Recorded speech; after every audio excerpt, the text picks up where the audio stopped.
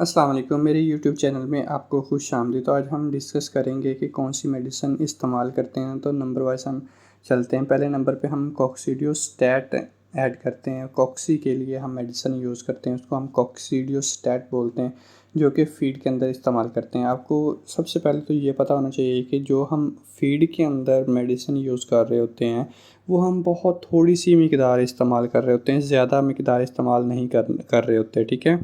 उससे क्या होता है कि बर्ड हेल्दी रहता है, फ्रेश रहता है और उसको जो इम्यूनिटी देनी होती है, आपको पता है कि ब्रॉयलर का जो फ्लॉक होता है वो 4 हफ़्ते या 5 हफ़्ते तक जाता है, ठीक है? उसके बाद उसे हम ज़िबा कर लेते हैं, स्लॉटर कर देते हैं। तो इसको 5 हफ़्ते तक लेके जाने के लिए उसको थोड़ी-सी मेडिसिन देंगे तो उससे बैक्टीरिया उससे दूर रहेंगे, बीमारियाँ उससे दूर रहेंगे, इसलिए हम उसमें मेडिसिन इस्तेमाल करते हैं। कॉक्सीडियोस्टैट नंबर पहले पे आती है।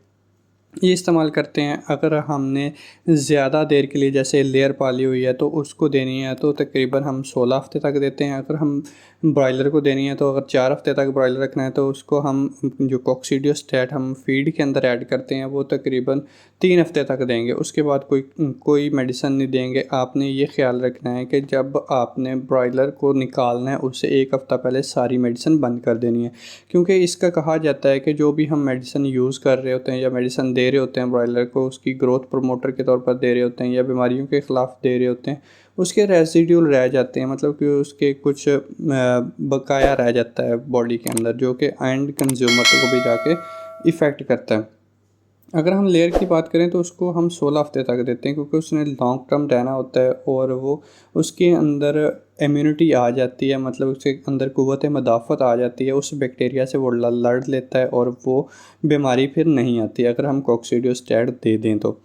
तो ब्रॉयलर का तो बिल्कुल शॉर्ट टर्म लाइफ़ टाइम है, मतलब थोड़ी देर के लिए उसने ज़िंदा रहना होता है, 4 से 5 हफ़्ते के लिए, तो इसके लिए हम मुसलसल इसको ये कॉक्सीडियोस्टैट देते रहते हैं। तो हम कौन-कौन सा कॉक्सीडियोस्टैट देते हैं जो आपके इलाके में अवेलेबल है, उनके कुछ मैं आपको बता देता हूँ कौन-कौन से हो सकते हैं।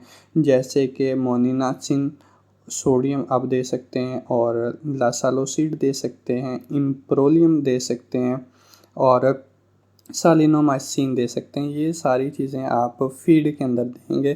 फ़ीड के अंदर देने का मतलब ये है कि इसका इफ़ेक्ट बहुत कम होगा, मतलब आहिस्ता-आहिस्ता, मतलब थोड़ा-सा इफ़ेक्ट होगा। इसकी थोड़ी-सी हम कम मिक़दार जो है वो ऐड करते होते हैं पानी के अंदर, ठीक है?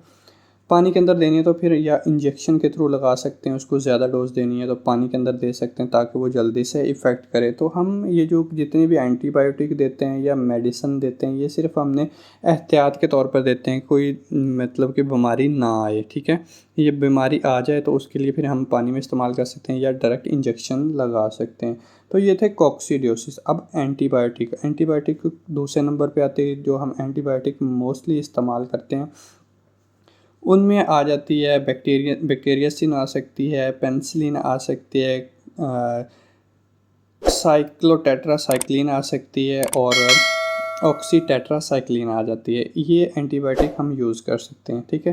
ताकि जो हम एहतियाती तौर पर इस्तेमाल करते हैं, ठीक है?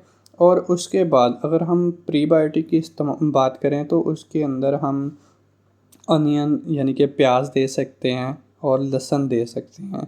ये हम फ़ीड के अंदर पाउडर की शक्ल में दे सकते हैं। 1 ग्राम 1 किलो फ़ीड के अंदर हम ऐड कर दें अगर लहसुन, तो इसका बहुत अच्छा इफ़ेक्ट आता है, ग्रोथ प्रमोटर होता है और एंटीबैक्टीरियल और एंटीवायरल भी होता है और ये क़ुव्वत मदाफ़त को भी बढ़ाता है। अगर हम प्रोबायोटिक की बात करें तो प्रोबायोटिक के अंदर दही आ जाता है, यीस्ट आ जाती है, ये सारी चीज़ें अगर हम फ़ीड के अंदर मिला के दें बर्ड को तो ये इसका इफ़ेक्ट बहुत अच्छा आता है, ग्रोथ इससे बहुत अच्छी होती है। तो अब जैसे कि मैंने पहले बताया कि एंटीबायोटिक जो होती हैं वो रेजिस्टेंस काज़ करती हैं, उसके अंदर कुछ ना कुछ मवाद रह जाता है जो कि जब हम खाते हैं तो हमारे अंदर आ जाता है। तो इसके लिए हम देसी तरीके इस्तेमाल करते हैं, जैसे प्रीबायोटिक और प्रोबायोटिक।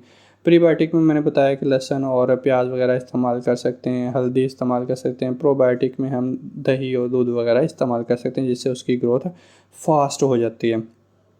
उसके बाद हम एंड पे डालते हैं जी टॉक्सिन बाइंडर डालते हैं, वो भी एहतियात के तौर पर डालते हैं कि अगर कोई आपकी फ़ीड इंग्रेडिएंट ऐसा है जिसके अंदर फफूंदी लगी हुई है या कोई दूसरे टॉक्सिन्स हैं जो कि जहरीले मादे होते हैं, वो अगर आपके फीड के अंदर हैं, आपके इंग्रेडिएंट के अंदर है, जो चीज़ें आप इस्तेमाल कर रहे हैं उसके अंदर हैं, तो वो उसको बाइंड कर देते हैं, मतलब कि उसको पकड़ लेते हैं और बर्ड के अंदर नहीं जाने देते हैं। अगर बर्ड के अंदर चले भी जाएँ तो उसका इतना नुकसान नहीं होता है। तो ये चीज़ें हम अगर फीड के अंदर इस्तेमाल करेंगे तो ये एहतियाती तौर पर हम इस्तेमाल करते हैं, इसके कोई रेज़िड्यूल बचते नहीं हैं। तो आखिरी हफ़्ते से पहले उसको हम ख़त्म कर देते हैं ताकि आइंदा वो आपके बर्ड से आपके कंज्यूमर के अंदर जो आप खा रहे होते हैं वो वहाँ तक ना पहुँचे। तो ये सारी चीज़ें हम अब हम फ़ीड के अंदर इस्तेमाल कर रहे हैं, तो इसके अलावा कोई ऐसी चीज़ नहीं है जो नुकसानदेह होती है या कोई इंजेक्शन होते हैं, हार्मोन वगैरह कुछ भी हम ऐड नहीं कर रहे होते हैं। तो अगर आपको मेरी वीडियो अच्छी लगी तो सब्सक्राइब करना मत भूलिएगा। अल्लाह हाफ़िज़।